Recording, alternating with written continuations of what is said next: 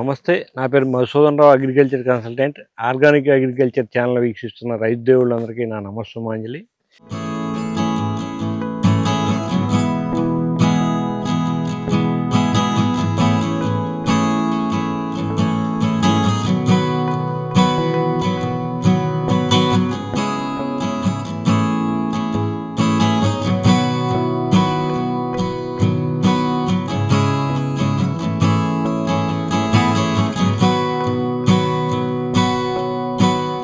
ఇప్పుడు మనం సింగరాజపాలెం గ్రామం, నల్లజర్ల మండలం, ఈస్ట్ గోదావరి జిల్లాలో పాకలపాటి శివచంద్రమోహన్ గారి ఫీల్డ్లో ఉన్నాం అనమాట. ఇది మొత్తం 6 సంవత్సరాల మొక్కలు. ఇంటర్ క్రాపింగ్ కింద కొంత కోకో, ఆరికన్నట్టు కూడా వేశారు. పాటు జూన్ నెల కాడి నుంచి ప్రత్యేకించి సేంద్రియ ఇప్పుడు ఈ అరకులు తయారు చేయడం, నిమ్మకాయ, కోడిగుడ్డు అవన్నీ కూడా ద్రౌపదాలు తయారు చేయించి అది కూడా వాళ్ళ లీటర్ బాటిల్ పెట్టి అలవాటు చేపిద్దాం రైతులకి. మంచి మంచి ఆలోచన. ఎందుకంటే సపరేట్ గా ఆర్గానిక్ చేస్తలేదు, అలాగనేమో ఫిట్ సైడ్స్ కి వెళ్తలేదు. ఇచ్చేస్తున్నారు కాబట్టి నేను దేశీ క్లాస్ కి వెళ్తాను సార్ ట్రైనింగ్ కి. ఆటోమేటిక్ గా మన ఈ సేంద్రియ వ్యవసాయం మీద ఒక క్లాస్ వచ్చింది సార్. దాన్ని బేస్ చేసుకుని జూన్ నెల నుంచి ప్రోగ్రామ్ స్టార్ట్ చేద్దామని ఈయన కూడా ఉపయోగించుకో. ఎందుకంటే దేశీ ప్రోగ్రామ్ నేను మా 40 మంది డీలర్లకు ట్రైనింగ్ ఇచ్చాను. శ్రీనివాస్ గారు వస్తున్నారు సార్, ఆయన కన్సల్ట్ చేస్తున్నారు. రిటైర్డ్ ఏడీ గారు. అదే రిటైర్మెంట్ ఉన్న వాళ్ళకి ఇస్తారు, అది లేదా సర్వీస్లో లేని వాళ్ళకి ఇస్తారు, కానీ సర్వీస్లో ఉన్న వాళ్ళకి ఎవరు. మాకు అదే ఆల్రెడీగా మన గుడు ఏడీ గారు ఇలా క్లాస్. అలాగే తగ్గ మనం ఇప్పుడు మనం భూమిని కాపాడదాం, తర్వాత మనం భవిష్యత్తు తరాలకి కాపాడదామని నలుగురికి ఇలాగా సేవ చేస్తుంది. ఎక్కువగా నేను ఎంత పెట్టే షాప్ అయినా అందరూ ఏమంటారంటే మరి జనుము చల్లండి, జీలుగు చల్లండి, వాడకంటారా అని నేను పెట్టలే నేను కంట్రోల్ చేస్తాను సార్. ఇంకొకళ్ళు నేను 3 బత్తలు 4 బత్తలు ఆ పుణ్యం మీ అకౌంట్ లో ఉంటుంది. మీరు పెట్టలేదు రమ్మిన వాళ్ళు ఏ పాపం వస్తుందో మళ్ళీ సేమ్ ఇదే డైలాగ్ మాకు మన సేంద్రియ వ్యవసాయం చెప్పిన ఏడీ గారు అయితే చెప్పారు. మీరు ఎందుకంటే యాక్చువల్ మీరు ఎంత తగ్గించి మీరు ఇవ్వగలరు, రికమెండ్ చేయగలరు రైతుకి. అదేమో మీ పుణ్యం అకౌంట్ వేసుకుంటారా ఎక్కువ ఇచ్చేదే. అంటే 2 డైలాగ్ ఒకే రకంగా వచ్చింది సార్ అక్కడెక్కడ కూడా. ఇప్పుడు మనకి Newton's third law to every reaction there is equal and opposite reaction.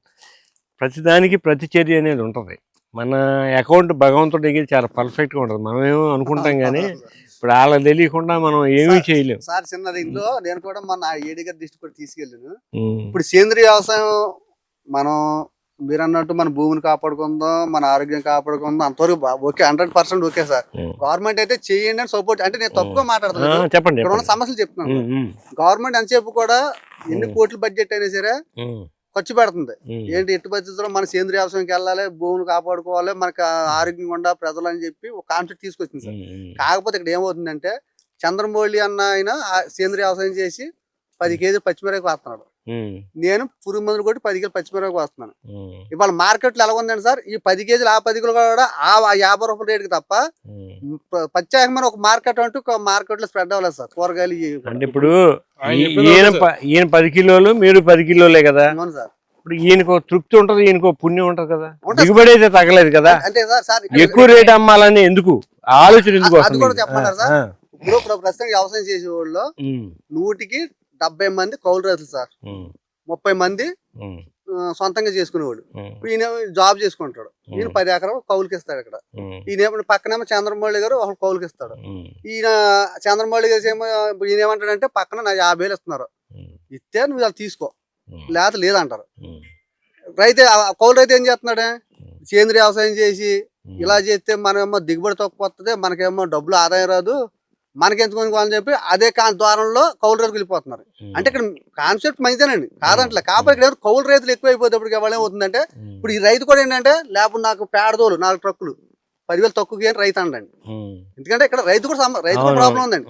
నా భూమి బాగుండాలి, నువ్వు 10 మందులు వేయద్దు, ఎరువులు వేయద్దు, నాకు నువ్వు నా సంవత్సరానికి 4 ట్రిప్పులు మట్టి తోలు, నాకు 10,000 తక్కువ కౌలి, 50,000 నా 40,000 రైతు అండి. మనం సేంద్రియ వ్యవసాయం చేసి 10 బత్తాలు తక్కువ పడితే మనం నష్టపోతాం కదా. మన కౌలు ఎందుకు, మనకి గిట్టుబాటు లేనప్పుడు మనం ఎందుకు చేయాలి.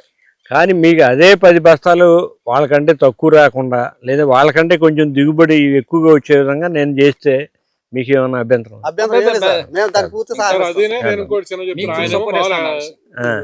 ఎక్స్ప్లెయిన్ చేశారండి. నేను స్వయంగా మేము చేసాం. స్వయంగా చేస్తే ఇప్పుడు మీరు అన్నట్టుగా మందులు వేయకుండా కళ్ళు మందులు కొట్టకుండా కూలీలు లేబర్ పెట్టి తీయాలంటే ఇప్పుడు మామూలు కళ్ళు మందుకి అయితే 500 అవుతుంది. లేబర్ పెట్టి కలుపు తీయమని నేను చెప్పట్లా, మీరు బ్రష్ కట్టర్ వేసుకోండి. బ్రష్ కట్టర్ అవసరం సార్. ఒరిజినల్ ఉంది, ఒరిజినల్ బ్రష్ కట్టర్ నేను మాట్లాడేది ఏదో వేరే ఉద్దేశం మాట్లాడు సార్. అంటే గవర్నమెంట్ తీసుకెళ్ళాలి ప్రాబ్లం కూడా తీసుకెళ్తే మీలాంటి వాళ్ళ ద్వారా తీసుకెళ్ళాం. నేను ప్రతి చోట ఇప్పుడు గవర్నమెంట్ ని డిమాండ్ చేస్తున్నాను, తర్వాత డిపార్ట్మెంట్ ని అడుగుతున్నాను. ఇప్పుడు పక్కన మారవీరరాజు గారు 4 సంవత్సరాల వాటర్ మెలన్ పెట్టాడు సార్. సేంద్రియ వ్యవసాయం, మిస్సెస్ కూడా సేంద్రియ వ్యవసాయం తిరిగి సార్, మొత్తం సేంద్రియ వ్యవసాయం చేసాడు. పక్కన నేనేమో కెమికల్ తో పుచ్చగా పండించా. నేను 10 రూపాయలకి అమ్మాను. ఆ సేంద్రియ వ్యవసాయం చేసిన ఆయనకేమో డిపార్ట్మెంట్ ఏమన్నారంటే మేము ఆలమంతా అన్నారు, ఇలా కాయ కుళ్ళిపోయింది సార్. అదే ఇప్పుడు సేంద్రియ వ్యవసాయంలో సరైన టెక్నాలజీ అనేది ఎవరి దగ్గర లేదు. నేనైతే 15 సంవత్సరాలు అందులో R&D చేశాను.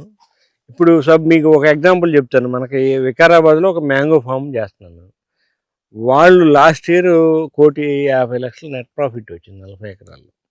వాళ్ళు సేంద్రియం అమ్ముకుంటున్నారు, వాళ్ళ దగ్గర ఆ టాలెంట్ ఉంది. దిగుబడి తగ్గలేదు, దిగుబడి పెరిగింది. ఈ సంవత్సరం ఎక్కడా పూతలు లేవు, పిందెలు లేని పరిస్థితుల్లో కూడా ఇక ఆ తోటలో ఉన్నాయి, పూతలు పిందెలు ఉన్నాయి. ఇంకోటి దాన్ని 0 పెస్ట్ 0 డిసీజెస్కి తీసుకొచ్చాము. మామూలుగా మామిడి తోటలో ప్రతి ఒక్కరు కూడా ప్రతి ఏరియాలో 14 సార్లు పురుగు మందులు కొడుతున్నారు. కానీ అందులో అసలు ఏ కొట్టకుండా మనం తీసుకొచ్చాం, ఆ స్థాయి తీసుకొచ్చాం కదా, అది మంచిదా కాదా? మీకు మీరు చెప్పింది ఓకే సార్. ఇప్పుడు మామిడికాయ అంటారా ఇంకా 4 రోజులు ఆగినా ఆగుతుంది. అదే పచ్చిసారి కొంచెం కూరగాయ ఆగదు కదండి, పుచ్చకాయ ఆగదు కదండి. రాటి పరిస్థితి ఏంటండి, అది ఆల్రెడీ అలా లాసిపోయి మానేసాం. మేమే మానేసాం. ఇప్పుడు ఎకరానికి వచ్చేసరికి బయట పండిస్తే 50 నుంచి 60 బస్తాలు పండిస్తున్నాం. అదే సేంద్రియ వ్యవసాయం ఎకరన్నర చేసి 30 బస్తాలు పండించాం. సరే 30 బస్తాలు మీకు 60-70 బస్తాలు కావాలంటే ఆ టెక్నాలజీ ఆ 30 బస్తాలే పండించాం. మన ఇంట్లో వాడు కూడా మాది ఇంట్లో 10 బస్తాలు తింటాం. 20 బస్తాలు సేల్ చేసుకోవాలి కదండి. అవతల మందులు కొట్టినప్పుడు 1500 అమ్మితే మేము 1300 చేసి ఇవ్వాల్సి వచ్చింది. అదే ఇప్పుడు దానికి సరిపడా ప్రోత్సాహం బయట నుంచి లేదు. ఇప్పుడు కానీ కరోనా తర్వాత కొంచెం మార్పులు వచ్చినాయి జనాల్లో కూడా. అది మనం పబ్లిసిటీ చేసుకోవాలి ఫస్ట్ థింగ్. ఎందుకంటే మీరు సోషల్ మీడియా వాడుకోండి, లేదంటే మీరందరూ ఆర్గానిక్ ఒక గ్రూప్ గా ఫామ్ అవ్వండి.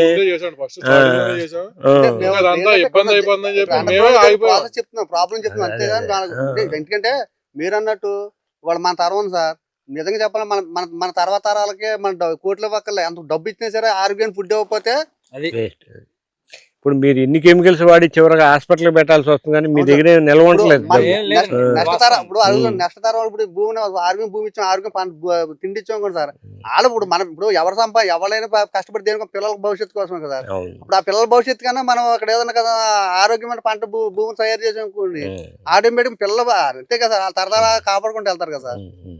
అంటే మేము అంటే ఆయన చెప్పిన నేను చెప్పిన అంటే లోపల ఈ మార్కెట్ లో జరిగే ప్రాబ్లం తప్పు, కానీ దీన్ని తప్పు. మీ ఆలోచన నాకు అర్థమైంది, నాకు నచ్చింది కూడా.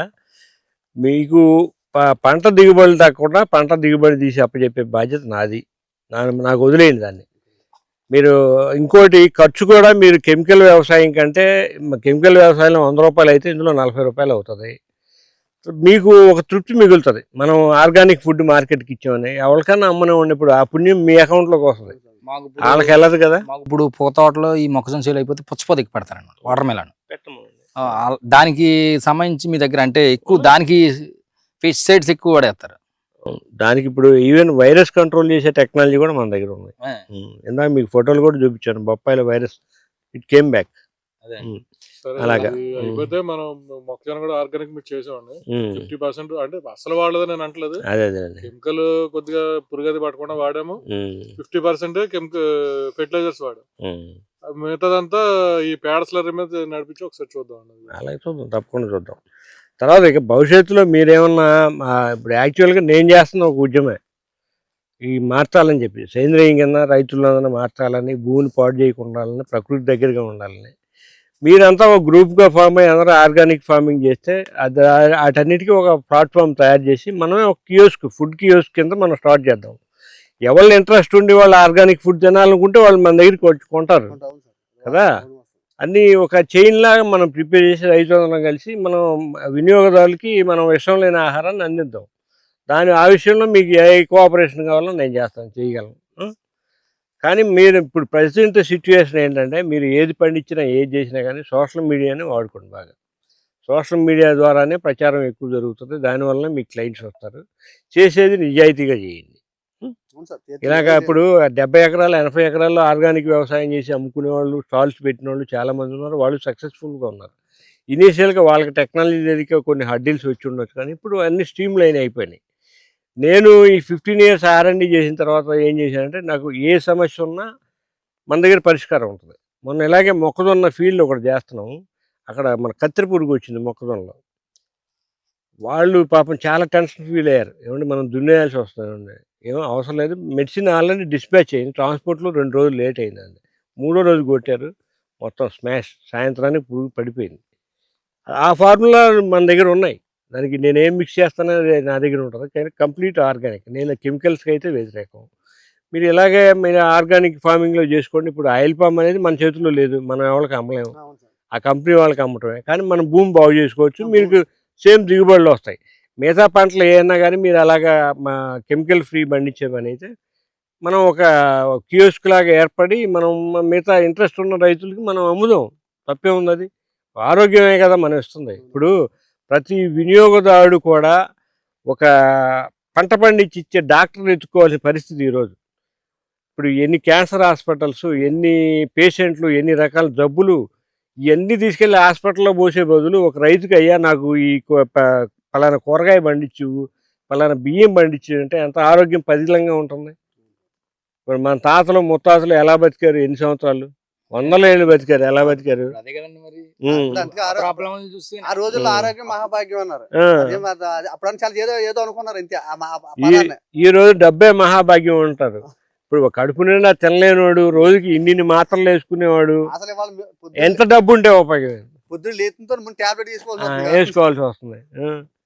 సో అలాగా మనం చేద్దాం భవిష్యత్తులో. సంతోషం, మీతో మాట్లాడటం నాకు చాలా ఆనందంగా ఉంది. అనుకోండి మీరు రావడం. ఉమ్, నేను జస్ట్ అప్పుడే వచ్చా, నిన్ను అడిగాను. ఉమ్. అలాగే ఇప్పుడు మన ఈయన శివచంద్రమోహన్ గారి దగ్గర ఈ ప్రాబ్లమ్స్ అన్ని సెటిల్ చేసి మళ్ళీ 3 నెలల తర్వాత మళ్ళీ ఇక్కడే కలుద్దాం మనం. ధన్యవాదాలు, నమస్తే. మీరు ఇలాగే రైతులు ఎవరన్నా ఔత్సాహికంగా వస్తే, ఇప్పుడు వీళ్ళని చూసినప్పుడు నాకు చాలా ఆనందం వేసింది. చాలా ఇదిగా ఉన్నారు వాళ్ళు, వాళ్ళకి సబ్జెక్టులో కొంత తెలుసుకుని ఉన్నారు. నాకు ఎక్కువ శ్రమ తీసుకోవాల్సిన పని లేదు. మీరు కూడా ఎవరన్నా చేయాలనుకుంటే నన్ను సంప్రదించండి. నా ఫోన్ నెంబర్ 9515322657. నేను 24 hours అందుబాటులో ఉంటాను. ఎందుకంటే నేను ఆయుర్వేద వైద్యం కూడా చేస్తాను. దాదాపు ఆంధ్ర తెలంగాణలో 3000 మంది వరకు పేషెంట్లు నాకు ఉన్నారు. అందుకని ఎప్పుడు నా ఫోన్ ఆపటం అనేది జరగదు అనమాట. ఎప్పుడు కాల్ చేసినా నేను రిప్లై ఇస్తాను, మీరు నన్ను సంప్రదించవచ్చు. ధన్యవాదాలు, నమస్తే.